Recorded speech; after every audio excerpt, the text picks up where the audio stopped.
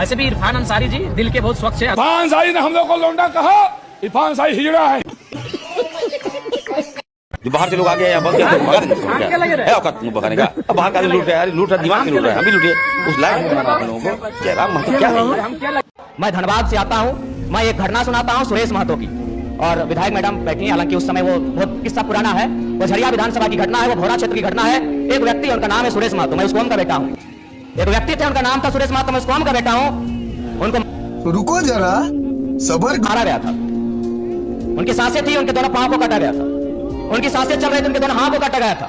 उनकी सांसें चल रही थी, उनके दोनों आंख को निकाला गया था। इसलिए मैं मीठी बात करने नहीं जानता। मुझे लगता है अग्रेशन से राज को बदलूंगा। मैं उस कौम से आता हूँ, मैं उस क्षेत्र से आता हूँ जहां हमने सिर्फ कत्लेआम देखा है। झारखंड हमने बनाया है भैया। इसको लूर नहीं है, अकल नहीं है। डायरेक्ट मेरे घर मेरे एरिया में आके हमारे बारे में बोल देता है, उल्टा पुल्टा किसी को नहीं छोड़ता है। इरफान अंसारी बोल रहे थे कि मेरे ऊपर टिप्पणी ना करें, तो टिप्पणी किसी ने करेंगे? वो मंत्री हैं। अरे भाई एक दो घर छोड़ दिया करो, जयराम को मैं बोलूंगा। चला इरफान अंसारी को नहीं छोड़ा यहाँ तो चला हमको भी नहीं छोड़ा।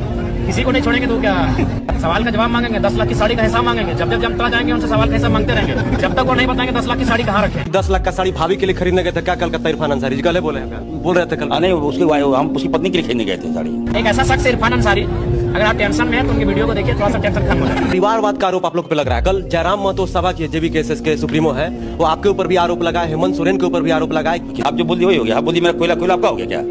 कोयला हम देते हैं, जमीनों के नीचे आग हमारा लगा है, गांव हमारा झुलस रहा है, आग से निकलने वाला धुआं और बीमारी हम खा रहे हैं। हमारा उम्र जो हमारे दादा जीते थे 80-90 साल, अभी कोलियरी के लोग जीने लगे 55 साल 60 साल। इन उम्र का तकाजा कम हमारा हुआ। गांव से विस्थापित हम हुए, बेरोजगारी की मार को हमने झेला, और हेडक्वार्टर है कोल इंडिया का कलकत्ता। 99% जीएम कलकत्ता से आते हैं। कि बांध किया जाने प्रसव की पीड़ा, क्योंकि उसी प्रकार जमीन हमारा उजड़ा है। जमीन धनबाद बोकारो का गया है, धुआं हम खा रहे हैं। कलकत्ता का जीएम समझेगा कि हमारी पीड़ा क्या है। बोले जमीन आपको जमीन हो गया क्या? जो बाहर से लोग आ गए या बस गए तो भगा देंगे उसको। हम क्या है औकात तुम भगाने का? ये बात करते हो यार, ये कोई तरीका है क्या?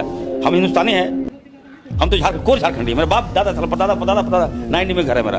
आप लोग मेरे को सुनिए, तो हम क्या बोलेंगे कि जो मेरे जमतला में बस भगा देंगे? क्या लूट रहा है? मेहनत करा रहे जी यहाँ के, दिमाग 24 घंटा काम करता है तब ना वो कमाता खाता है। अब बोले थे लोहा मेरा बालू मेरा, सही है मेरा है।